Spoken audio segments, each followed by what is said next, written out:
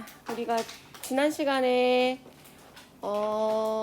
이모군란 했고 이모군란까지 했고 이렇게 할게요. 오늘 먼저 갑신정변에 대해서 갑신정변까지 하고 다음 시간에 선생님이 역사부도 이런 자료들을 보면서 이모군란부터 좀 한번 딱 정리해야 하는 좀 약간 복습 겸 사료들도 좀 보고 정리 한번 다시 해줄게요. 알겠죠? 오늘은 그냥 갑신정변 먼저 쭉 그냥 진도 뺍시다. 알겠죠?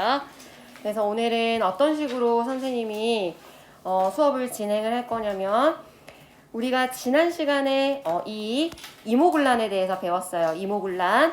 근데 이모군란이라는 것 자체가 이제 어떻게 보면은 이제 그 청나라와의 조약과 그리고 일본과의 조약 이런 내용까지 이제 했는데 어쨌든 이모군란 이후에 조선의 이렇게 개화파가 이렇게 두 가지로 흐름이 좀 갈립니다. 그래서 이모군란 이후에 조선의 상황을 좀 전반적으로 우리가 이해를 하면서 온건개화파와 급진개화파가 왜 이렇게 두 흐름으로 갈렸는지 그런 이야기를 하고 그리고 나서 갑신정변 그리고 갑신정변이 끝난 이후에 조선의 정세까지 하면은 될 것 같아요. 그러니까 갑신정변을 중심으로 오늘 배운다. 그렇게 우리가 기억을 하시면 될 것 같습니다. 자, 이모군란이 지난 시간에 이제 왜 터졌어요? 누가 반란을 일으켜서 터진 거였죠? 구식 군인들이 이제 반란을 일으켜서 이제 터졌었죠. 그래서 이제 이모군란까지 우리가 했었는데, 자, 이모군란 이후에 선생님이 지난 시간에 이모군란 가기 전까지 이런 식으로 그래프를 한번 그려줬었어요. 민씨 정부가 중심이 돼서 개화를 하기 위해서 통리기무아문이라는 기구를 만들어 놓고 이러한 기구를 바탕으로 청나라에 일본에 각각 선진 문물을 좀 배워와라 해서 사람들을 보냈고 실제로 그 이후에 미국하고도 이제 수교를 맺었고 그리고 영선사가 배워온 이후에 이런 식으로 이제 기기창을 조선에 이제 신식 뭐라고 해야 되지? 무기를 만드는 곳, 그리고 신문사, 그리고 화폐를 만드는 곳, 이런 것들을 이제 세웠다. 이런 이야기를 이제 연도별로 이렇게 했었는데, 자, 그 82년에 조미수호 통상조약이 있는 그 해에 어떤 사건이 있었어요? 이모군란이라는 사건이 있었죠. 그러니까 연도는 여러분들 지금 현재 이것만 기억을 좀 몇 개 이야기를 했는데 이것 좀 기억을 합시다. 먼저는 1876년에 강화도 조약 우리 했죠. 강화도 조약은 최초에 누구랑 맺은 조약이었죠? 일본하고 맺었는데 불평등한 조약이었고 근대적 조약이었죠. 최초에. 그리고 나서 1882년에 또 누구하고 조약을 맺었어? 미국하고. 서양하고는 82년에 처음 맺었죠. 그리고 이 해에 어떤 사건이 터졌냐면 바로 이모군란이라는 사건이 터졌죠. 구식 군인들이 반란을 일으킨 거죠. 구식 군인들이 반란을 일으킨 것 자체가 그 전에 이제 81년에 뭐 통리기무아문과 이런 기구들을 만들고 별기군을 창설을 하면서 거기에 대해서 이제 차별받으면서 이제 이모군란이 일어났다. 그렇게 봐도 되겠죠. 자, 그러면 이제 오늘은 바로 84년에 일어난 갑신정변으로 갈 텐데, 자, 이모군란이 있고 나서 민비가 도망갔단 말이야. 그죠? 그리고 이 구식 군인들이 누구한테 가서 도움을 청했었어, 얘들아? 흥선대원군한테 가서 야, 우리 도와줘. 흥선대원군 앞에서는 그러면 안 된다 하고 달래는 척 했지만 사실 뒤에서는 실제로 구식 군인들 도와줬단 말이야. 그래서 구식 군인들이 반란 일으켰을 때 이제 흥선대원군이 잠시 집권을 하죠. 민비 죽을 뻔하다가 도망갔는데 누구에게 도움을 청했어요? 청나라에게 도움을 청했지. 그래서 실제로 청나라가 들어왔죠. 그래서 흥선대원군 어떻게 했어요? 데려가고 이모군란의 책임자로 텐진으로 데려가고 다시 민씨가 정권을 잡았단 말이야. 그러면 지금 이모군란이 끝난 상황 잘 살펴보자. 지금 조선에 어떤 나라의 내정 간섭이 심해졌어요? 청나라. 그리고 민씨 입장에서는 누구에게 좀 의지할 수밖에 없어?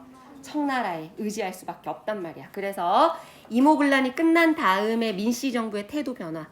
이거 같이 어제 지난 시간에 썼는지 모르겠지만 그래서 이런 말이 나오는 겁니다. 민씨 정부가 그 전에 비해서 이 이모군란 이후에 청나라의 도움을 받았기 때문에 친청 그리고 그 전에 비해서 보수적이고 사대적인 태도로 이모군란을 기점으로 조금 변합니다. 그러다 보니까 이 와중에 이제 원래 개화당 세력들과 이제 조금 의견 마찰이 생기는 거죠. 그래서 지금 여러분들이 가지고 계시는 개화파의 두 흐름을 봅시다. 여기서 개화파의 두 흐름을 보면 온건개화파, 급진개화파 이렇게 두 파로 나뉘는데 이 온건개화파가 어떤 당이냐? 소위 말하는 4대당이라고도 하는데 민씨 정부의 의견과 함께하는 그런 세력이에요. 민씨의 의견에 동조하는, 민씨를 지지하는 그렇게 보시면 됩니다. 이해되셨죠? 그래서 온건개화파는 성향 자체가 친청, 민씨와 함께하는 그런 세력이기 때문에 친청. 그에 비해 급진개화파는 여기에 대해서 지금 상당히 불만이 커요. 왜 우리가 아직까지 청나라에게 벗어나지 못하느냐라고 하면서 반청 오히려 친일. 그러니까 온건은 친청, 급진은 친일 이렇게 보시면 되고 개혁하는 방법도 조금 달라요. 온건 같은 경우는 청나라에서 일어났던 개혁운동 중에 양무운동이라고 있어요. 사실은 실패했어요. 청나라에서 이제 중국에서도 그 개혁운동이 이제 뭐 변법 자강이랄지 여러 번의 운동이 있었는데 그 중에 이제 있었던 이 양무운동이라는 운동 자체가 결국에는 이제 실패한 운동이 됐는데 그럼 양무운동이 뭐냐? 뭐길래 이 온건개화파들이 양무운동을 본받으려고 하였냐? 자, 여기에 뭐라고 나오냐면 동도서기라고 나옵니다. 그죠? 동양을 의미하는 거예요. 그러니까 동양의 윤리나 동양의 도덕이나 정신은 그대로 두자. 정신은 그대로 두고 뭐만 받아들이자? 서양의 기술만 받아들이자라고 주장하는 게 동도서기론이라는 논리고 청해 양무운동 자체가 이것을 기치로 일어난 운동이고 이거를 온건개화파가 본받으려고 한 거예요. 그러니까 온건개화파는 중심은 그대로 두자는 거야. 동양의 정신 사상 그대로 두고 서양의 기술 겉에 것만 받아들이자라고 했기 때문에 급진적이야 온건적이야. 온건적이에요. 급진적이지 않은 거야. 알겠죠? 그래서 이 온건개화파는 양무운동의 동도서기론을 본받으려고 했고 친청이기 때문에 당연히 이런 성향을 가지고 있다더라. 그리고 인물로는 김홍집, 윤중, 김윤식 이런 인물들이 있었다더라. 뭐 이제 여기까지는 필요 없는 이야기이긴 한데 보통은 이제 조금 어려운 내용이라서 그냥 흘려 들어도 돼요. 보통은 김홍집을 사람들이 보통 급진이라고 생각을 해요. 많이들. 왜냐하면 김홍집이 누구야 얘들아? 2차 수신사로 파견 가서 일본에 수신사로 파견 가서 거기서 조선 책략 책 가지고 온 친구잖아. 그지? 그래서 일본으로 갔으니까 급진 아니야? 이렇게 생각하는 친구들이 간혹 있어요. 그러니까 아니야. 알겠죠? 그래서 김홍집, 윤중, 김윤식 뭐 어려운 내용 중요한 거 아닙니다. 그냥 지나가세요. 그래서 온건 4대당은 이런 성격을 가졌다라는 거. 그럼 급진 봅시다. 급진은 여기에 대해서 지금 상당히 불만스러운 당이죠. 그래서 얘네들은 무엇을 본받고자 했냐면 일본의 메이지 유신을 본받고자 했어요. 이 메이지 유신은 결국에 이제 성공한 개혁 운동이 되었고 이들이 이제 일본에서 이 메이지 유신이 주장하고자 했던 것이 문명 개화론이라는 거예요. 여기 지금 없네. 그지? 써놔도 될 것 같아요, 얘들아. 문명 개화론 이런 것들을 이제 주장을 했는데 급진개화파는 일본의 메이지 유신을 모델로 주장한 이 문명 개화론이라는 게 뭐냐? 서양의 기술뿐만이 아니라 그 서양의 멋까지 받아들이자라는 걸까? 사상, 제도까지 모두 다 우리가 배울 점이 있으면 받아들이자라는 거예요. 그러니까 동도서기론과는 다른 이야기죠. 조금 더 추가되는 내용이 있죠. 그지? 그래서 이런 이야기들을 했고 심지어는 더 나아가서 입헌군주제까지도 주장을 합니다. 군주가 있기는 있어. 인정을 해. 왕이라는 걸 인정을 하지만 왕 위에 뭐가 있다라는 거야? 법이 있는 거야. 법. 제 아무리 왕이라 할지라도 자기 마음대로 정치할 수 없는 거예요. 이 위에 법이라는 것이 있기 때문에. 그러니까 엄청나게 급진적인 주장이죠. 그지? 그래서 입헌 군주제를 지향을 했다. 그리고 이들은 이제 온건 개화파와는 달리 청과의 4대 관계를 청산하려고 했죠. 지금 자, 개화파의 두 흐름, 이모군란이 끝난 이후에 이런 식으로 개화파가 서서히 갈라서고 있구나. 두 가지의 흐름으로 나눠지고 있구나. 보이죠?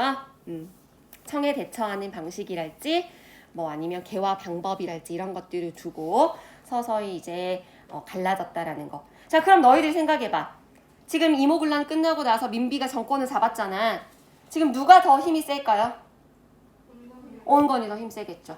급진이 조금 불만스럽지. 지금 현재 천대받고 있고, 그지? 자, 그래서 이제 이러던 와중에 이제 갑신정변이 터집니다. 자, 배경에 이제 뭐 이런 것들이 있는데 이야기를 해볼게요. 먼저 첫 번째로는 민씨 정권이 이 급진개화파 세력들을 탄압을 합니다. 그게 전체적인 배경이 됐을 거야. 두 번째로는 어떤 상황이 일어나느냐. 이모군란 이후에 청나라의 내정 간섭이 심해졌어. 그 말은 청나라 군대가 지금 현재 조선에 들어와 있어.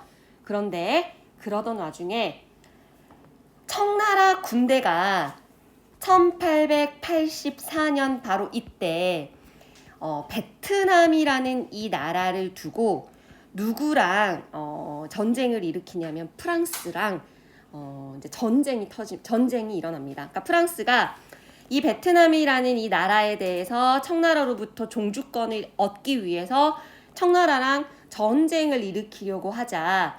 청나라 입장에서 어때? 지금 빨리 거기가 더 시급하지. 그래서 군대의 일부가 철수하는 일이 생겨요. 그러니까 청군이 지금 현재 조선에 주둔하고 있는 게 아니라 베트남 쪽으로 이동하는 그런 상황이 생기는 거야. 그래서 청군이 일부가 철수를 하고 이를 틈타서 급진개화파는 이때가 기회라고 생각을 한 거죠. 드디어 우리가 청나라 속국이 아니고 벗어날 수 있겠구나. 그들의 이런 간섭으로부터 벗어날 수 있겠구나라고 그들은 생각을 한 거지. 그래서 그때 누구에게 이제 사전에 약속을 하냐면 일본에게 우리가 이렇게 지금 현재 청나라로부터 벗어나기 위해서 이런 것들을 계획 중이다. 우리가 정권을 장악할 것이다. 온건개화파 애들 좀 제거하고 우리가 급진적으로 이제 개화를 시작하겠다. 일본 너희가 좀 도와주라라고 해서 일본이 지원하겠다라고 약속까지 해요. 그래서 이런 것들이 배경이 돼서 그 우정국 뭐야 얘들아? 지금의 우체국입니다. 이제 새로 문을 여는 거야. 우정국. 축하 파티가 열리는 날이에요.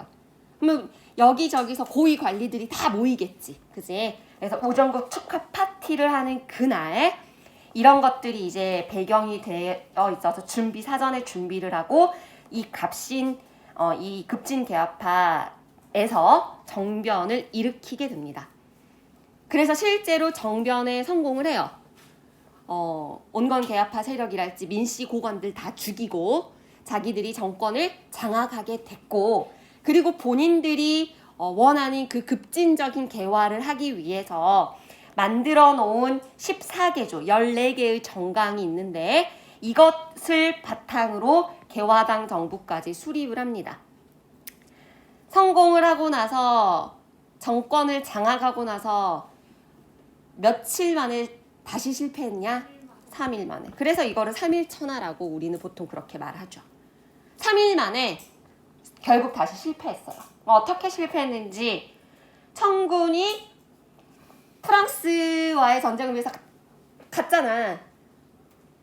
갑신정변이 터지자 바로 다시 돌아와 버린 거예요. 근데 원래 그때 이제 돌아오면 어떻게 하기로 했어? 일본이 도와주기로 했었죠. 근데 일본이 나 몰라라 해버린 거야. 우리가 언제? 나 몰라 이렇게.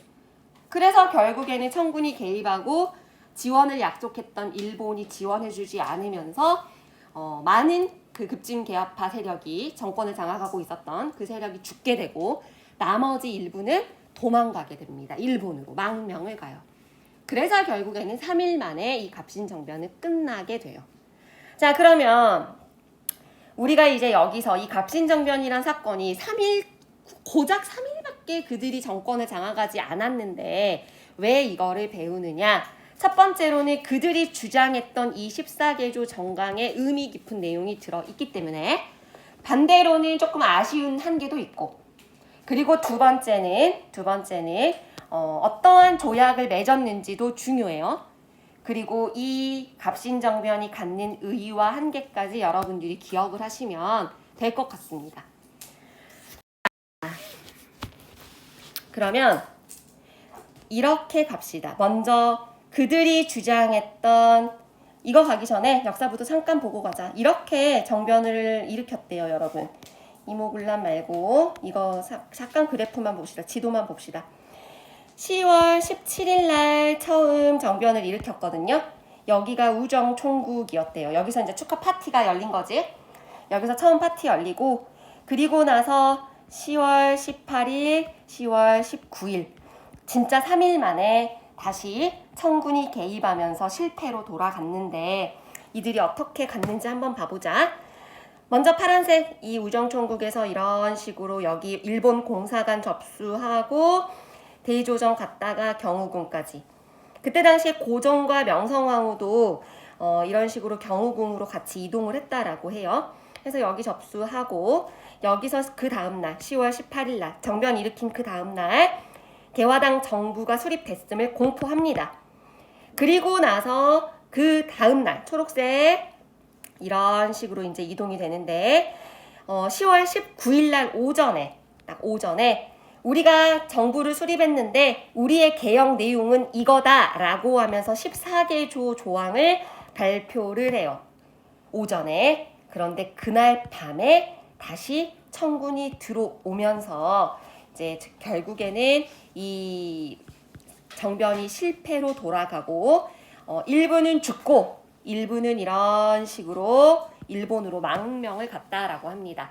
그러니까 정말 이곳에서 급박하게 3일 동안 이렇게 갑신정변이 일어난 거죠.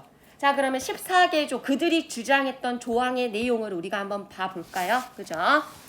자, 프린트물에 선생님이 이제 써놨어요. 이게 너무 중요하기 때문에 제가 사료로 받고 여러분들이 보라고 하지 않고 제가 같이 가겠습니다. 자, 보자. 첫 번째. 청나라에 잡혀간 누구를 돌아오게 해라. 흥선대원군 돌아오게 해라. 그리고 종래청에 대한 조공의 허례 모두 폐지해라. 자, 지금 현재 이 급진괴합파 세력들은, 갑신정변을 일으킨 세력들은 현재 청나라와의 종속적인 관계를 청산하기를 원해요. 그죠? 청나라로부터 벗어나기를 원한단 말이야. 그래서 이렇게 조공의 허례 폐지하고 흥선대원군 잡혀갔는데 다시 데려와라 라고 주장하는 게 그들의 첫 번째 내용입니다. 실제로 청나라에서 흥선대원군은 85년에 돌아와요. 자, 그래서 이거를 그냥 옆에다가 이렇게 써놔도 될 것 같아요. 자주 독립국가 수립. 자주 독립국가 수립. 누구에게 예속되는 거 안 돼. 뭐 이런 거죠. 자주 독립국가 수립. 1번의 내용은 이거를 의미한다. 그렇게 볼 수 있겠죠. 그 다음에 두 번째가 상당히 혁신적이야. 정말 혁신적이야. 그들이 주장한 내용 중에 내가 개인적으로 이게 가장 혁신적이지 않나 라는 생각이 드는데, 문벌 폐지하고 인민평등. 인민평등의 권리를 세워서 능력에 따라 관리를 임명해라. 그러니까 다시 말하면 신분제 폐지지. 신분제 폐지. 정말 혁신적이죠. 그지? 지금까지 신분제 사회로 그 긴 역사를 청산하고 신분제, 양반, 낡은 신분, 뭐 신부가 아니고 신분이겠지. 신분 질서 혁파하자. 평등한 사회 추구하자라고 그렇게 주장하고 있는 겁니다. 그러니까 보통 이 말이 자주 나와요. 인민평등권 확립 뭐 이런 말 자주 나옵니다. 여기에 보면 인민평등 있죠. 이 말이 갑신정변의 그 14개조 정강을 물어볼 때 가장 자주 나오는 용어이지 않나. 인민평등권 확립. 이 말이 신분제 폐지 그거예요. 그 다음에 세 번째. 세 번째, 지조법을 개혁하자. 지조법을 개혁하자라고 주장을 했어요. 그래서 토지에 부과하는 세금을 생산량이 아닌 토지 가격에 따라 부과하려고 했다. 이게 이제 지조법이라는 내용인데 사실은 아쉬운 부분이죠. 이 부분이 상당히 아쉬운 부분입니다. 왜 아쉬운지 이따 한개 설명할 때 선생님이 설명할게요. 알겠죠? 그래서 지조법도 개혁하려고 했고 그 다음에 9번째 내용 중에 해상공국을 혁파한다라는 게 있어요. 해상공국이 뭐냐? 보부상들이 만든 단체야. 일종의 단체. 그래서 이 보부상들이 자신들의 특권을 보호하기 위해서 만든 게 바로 이 해상공국인데 이것으로 인해서 자유로운 상업 발전이 불가능한 거지. 그리고 이게 거의 이상했어? 내가 꺼버렸었어? 이제 됐죠? 이제 됐지. 이 해상공국이 거의 민씨 세력의 거의 재정적인 기반의 역할을 하기도 했기 때문에 이제 이게 더 의미가 있는 건데 어쨌든 이게 의미가 있죠. 해상공국을 혁파함으로 인해서 자유로운 상업 발전을 도모시키고자 하였다. 신분제도 폐지, 자유로운 상업 발전. 그러니까 이런 혁신적인 내용이 그들이 주장하는 내용이었던 거죠. 그 다음에 이것도 모든 재정을 호조에서 관할한다. 좀 유식하게 표현하면 이것이 호조로 재정을 일원화한다라고 표현할 수 있어요. 일원화. 그러니까 나라에서 이것저것 세금을 관리하는 기관이 여러 개가 있다 보니까 이게 이제 문제도 발생하고 뭔가 일 처리하는데도 불편함이 있고 여러 가지 이제 문제가 발생을 했던 거죠. 그래서 밝기가 왜 갑자기 이러지? 갑자기 이렇게 됐어? 내 거 하나 없는데 지금 이게 약간 이상한가 봐. 내 것이 내 연결잭이 좀 수명이 다 됐나? 안 된대. 비싸게 주고 큰맘 먹고 산 건데 슬프네. 어쨌든 이거 지금 너희들 프린트물 내용 똑같은 거니까 화면 조금 안 보여도 좀 이해하세요. 네, 지금 프린트물 똑같은 거예요. 그래서 호조에서의 재정 일원화. 그 다음에 이제 마지막 13번째. 이것도 의미가 깊죠. 대신과 참잔의 의정부에 모여서 정령을 논의하고 결정하고 반포하자. 그러니까 이 말에 입헌군주제를 주장하는 내용이에요. 입헌군주제. 내각의 권한을 강화하고자 하는. 그러니까 왕의 존재를 인정하기는 하는데 왕이 제멋대로 정치를 할 수 있는 것이 아니고 법에 의거해서 내각이 정책을 권한을 강화시켜서 그 정치를 할 수 있게끔 이게 이제 의미가 있는 거죠. 그래서 이게 갑신정변의 14개조 정강 중에 중요한 몇 가지 것들이에요. 그래서 여러분들이 갑신정변의 내용 몇 가지를 이제 기억을 해야 돼. 예를 들어서 뭐 인민평등권, 신분제 타파, 그 다음에 뭐 입헌군주제 다 맞는 말이잖아. 그지? 왜냐면 나중에 우리가 갑오개혁을 배울 건데 거기서의 내용들과 또 그 다음에 동학농민운동 또 배울 건데 거기서 주장하는 내용 이게 이제 하나하나 쌓여다 보면 이제 너희들이 막 섞여버려. 그러니까 오늘은 이 갑신정변의 내용만 딱 정확하게 기억을 하세요. 알겠죠? 갑신정변의 내용. 자, 그러면 갑신정변까지 봤으니까 우리가 결과의한계 이렇게 갑시다. 결과의한계. 알겠죠? 지금 갑신정변의 혁신정강 내용은 이거 지금 다 여기서 아래서 본 거야. 다 본 거고 이거는 본 거고 결과를 봅시다. 결과. 이거 2개만 기억해. 조약 2개. 물론 청나라 내정 간섭이 더 강화됐지. 오히려 더 이모군란 때보다 더 강화된 건 당연한 거고 개화운동의 흐름이 약화된 것도 당연하죠. 그리고 이제 이 갑신정변 결과 조약을 2개 맺는데 그 조약이 하나는 한성조약, 하나는 텐진조약인데 자, 한성조약은 누구랑 맺은 조약이냐면 조선과 일본이 맺은 조약이에요. 정말 어이없죠. 그지? 어이없죠? 왜 어이없어 얘들아? 일본이 지금 도와주기로 약속해놓고 어떻게 했어요? 지금 모른 척하고 가버렸잖아. 그지? 그런데 그리고 나서 이렇게 낯짝이 두껍게 우리에게 또다시 뭔가를 요구하는 조약을 또 맺기로 원하는 거야. 근데 우리가 힘이 없으니까 어떻게 했겠어요? 어쩔 수 없이 조약을 허락을 해주는 그런 꼴이 됩니다. 그래서 한성조약 내용도 여러분들 여기에 이제 좀 미안하지만 좀 써놨으면 좋겠어요. 이 한성조약의 내용에다가 공사관 여기 프린트에 없니? 밑에 있지 한성조약. 있지. 쓰지 말아도 되겠다. 밑에 거 보세요. 한성조약 내용. 그래 없을 리가 없지. 중요한 내용인데. 자, 이 한성조약의 내용을 배상금 내놔. 이거랑 공사관 신축 비용 부담이에요. 그러니까 공사관이 불타버렸기 때문에 다시 세워야 되니까 너희들 돈 내놔 이거야. 공사관 신축 비용 배상금 지급. 돈 내놔 이거야. 내가 왜 이걸 강조하느냐? 자, 얘들아. 지난 시간에 이모군란 이후에 조약 맺었던 거 2개 기억하죠? 뭐였어? 먼저 청나라랑은 뭐 맺었어? 눈빛이 막 흔들리는데 괜찮아. 차분히 생각해봐. 지금 이모군란 82년에 이모군란 터지고 나서 99인데 난 터지고 나서 청나라랑은 뭐 맺었어? 조청, 상민, 수륙, 무역, 장정 맺었잖아. 그거는 크게 어렵지 않을 거야. 두 번째 일본이랑도 또 뭐 맺었단 말이야. 그렇지. 재물포 조약 맺었거든. 재물포 조약의 내용하고 이거하고 너희들이 잘 헷갈려. 자, 재물포 조약의 내용 한번 봐보세요.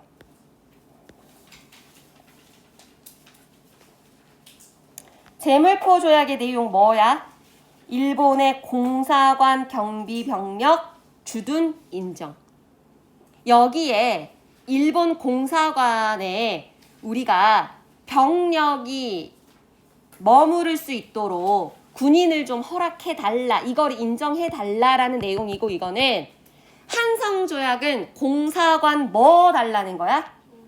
돈 달라는 거잖아. 신축 비용 부담이야. 알겠죠? 그러니까 신축 비용의 갑신정변의 한성이야. 알겠지? 그 다음에 이제 두 번째 텐진조약입니다. 이것도 중요한데 이거는 우리랑 관계없고 누구랑 누가 맺은 조약이야? 청하고 일본하고 맺은 조약이야. 청하고 일본하고. 자면 안 돼. 이거 혼자 공부하려면 힘들어. 청하고 일본하고 맺은 조약인데 뭐라고 조약을 맺었냐? 야, 우리 이제 조선에서 군대 다 빼자. 철수하자. 철수하고 앞으로는 서로 조선에 군대를 보낼 일이 있으면 서로 먼저 통보하자. 그러니까 청나라가 조선에 군대 들어올 일 있으면 일본에게 우리 간다 통보해 주라는 거야. 일본이 들어올 일 있으면 청나라에 통보해 주라는 거야. 놀고 자빠졌지. 왜 지들 맘대로, 그지? 그러니까 힘이 없으면 이렇게 되는 거예요. 근데 이제 그때도 청나라 입장에서는 아무래도 조선에 대해서 좀 더 강력한 권력을 가지고 있었음에도 불구하고 여기에 수긍할 수밖에 없었던 이유가 지금 프랑스랑 베트남 문제 때문에 머리 아프거든. 다시 가봐야 돼. 그러니까 알았어. 그랬던 것 같아요. 그래서 결국은 그러니까 일본이 얻어먹은 거지 어떻게 보면. 그래서 일본의 텐진 조약, 이 조약이 중요하고 이게 이제 나중에 사건의 빌미가 돼요. 실제로. 약 10년 후에 조선에 우리가 이제 다 곧 배워. 94년에 곧 배우는데 우리 조선에서 청일 전쟁이 터져. 그 전쟁의 원인이 일본이 이거를 들고 넘어져요. 야, 우리 먼저 조선에 들어올 군대 파병하면 말하기로 해놓고 왜 마음대로 와. 나도 올래. 부르지도 않은 일본 갑자기 와서 청일 전쟁이 터지는 거야. 그러니까 텐진 조약이 중요해요. 알겠지? 자, 그래서 다시 갑신정변의 결과 입으로 말해야 돼. 입으로 말해보세요. 그래야 너희들이 기억하기가 편해.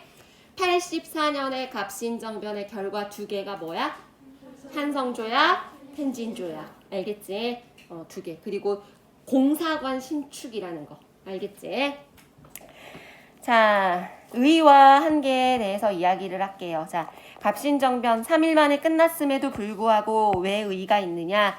처음으로 입헌 군주제를 추구했고 봉건적인 신분제도를 타파하기를 원했기 때문에, 그러니까 다시 말하면 근대화 운동의 선구 역할을 했기 때문에 이게 이제 의미가 깊은 거예요. 의미가 깊고 뭐 그렇게 보면 되고, 그 다음에 두 번째로 한계. 자, 첫 번째는 갑신정변이 이 급진개혁파 세력이 이렇게 좋은 정강의 내용을 가졌음에도 불구하고, 물론 이제 군사적인 열세로 인해서 3일 만에 실패하긴 했지만 이것이 갖는 한계. 첫 번째는 이게 위로부터의 개혁이었다라는 거죠. 그러니까 개혁이라는 거는 아래에서부터 그들만의 이런 뭔가 레포가 형성이 되고 그들 사이에서의 그 아랫사람들로부터의 공감과 뭔가 이해가 합치된 상황 속에서 개혁이 아래서부터 이렇게 위로 올라갔을 때 정말 진정하게 개혁이 성공할 경우도 크고 의미도 있고 그런 건데, 아래에 있는 일반 민중들은 전혀 이해를 못했어요.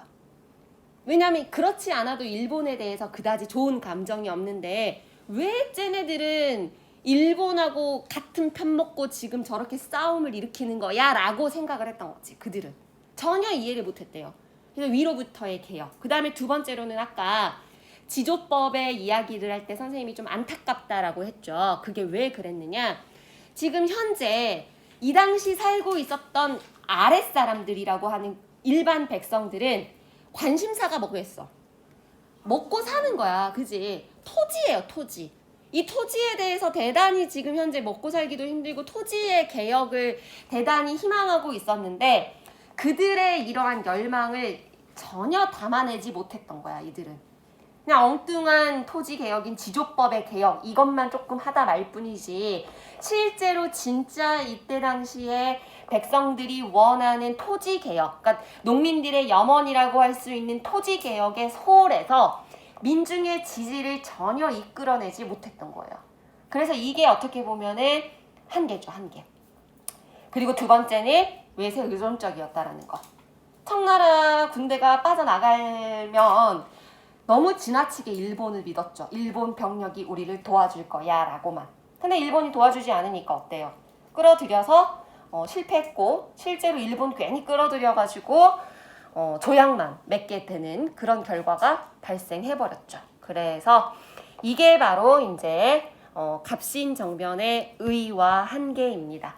자, 3일 만에 끝났지만 우리가 배울만 하죠. 그죠? 그래서 갑신정변, 그래서 의미가 깊은 것이고, 텐진조약 나중에 여러분들이 읽어보시고, 자, 그러면 이제 이렇게 갑신정변이 일어나고 나서 조선의 정세를 한번 살펴봅시다. 조선의 정세. 자, 야, 갑신정변 일어나고 나서 청나라로부터의 간섭이 더 어떻게 됐을까? 더 심해졌겠죠, 그제? 그리고 이 급진개혁파가 어떻게 보면은 청나라 간섭이 더 심해졌기 때문에 또 다른 살 구멍을 찾아야 되는데, 그거를 이제 어디다가 이제 살 구멍을 찾으려고 했느냐? 러시아와 손을 잡는 것으로 이제 어떻게 한번 풀어보려고 했어요.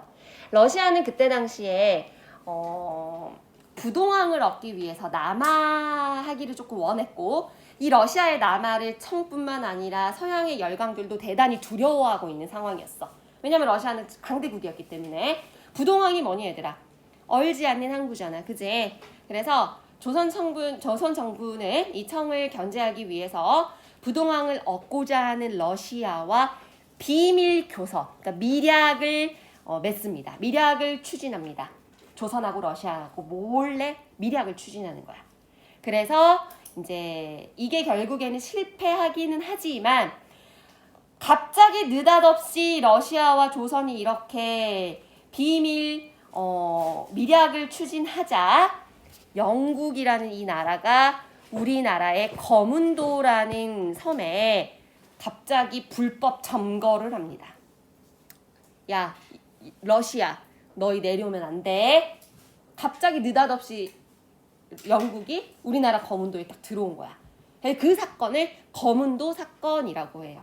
거문도 사건. 한 3년 있다 갑니다. 85년에서 87년에 이제 거문도에 철수를 하는데, 그래서 영국 이제 러시아의 세력 확장에 불안을 느끼고 러시아의 남하를 막기 위해서 불법 점거를 했고 고전 같은 경우는 이 칠러 정책을 견제할 목적으로 부랴부랴 흥선대원국 귀국시키고 이제 사건의 중재에 나섰죠. 그리고 나서 이제 다시 러시아가 조선에서 영토 확보하지 않을게라는 약속을 받고 거문도에서 영국이 다시 철수해요. 그러니까 뭔가 특별한 큰 사건이 일어난 것은 아니지만 지금 조선을 두고 지금 어떤 상황이 보여?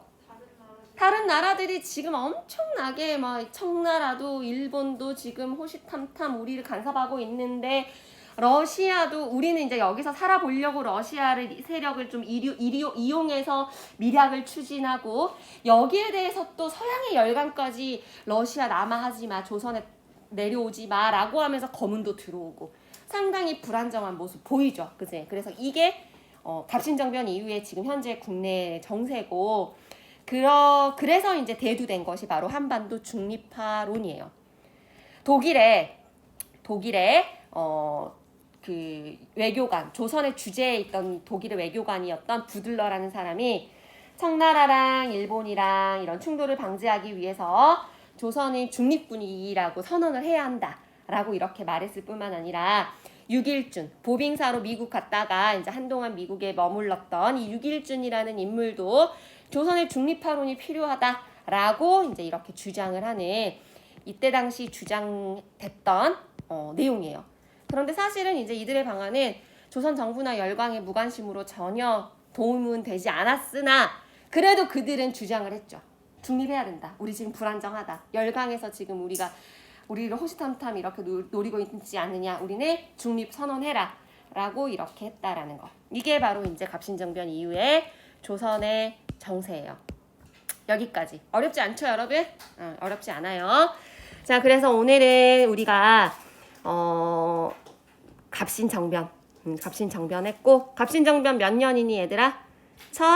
1884년에 일어났던 갑신정변의 결과 맺어졌던 조약 2개 한성조약하고 텐진조약 이 정도 기억하시면 될 것 같아요. 자, 다음 시간에 이거 한번 정리하고 그 다음 진도 나갈게요. 알겠죠?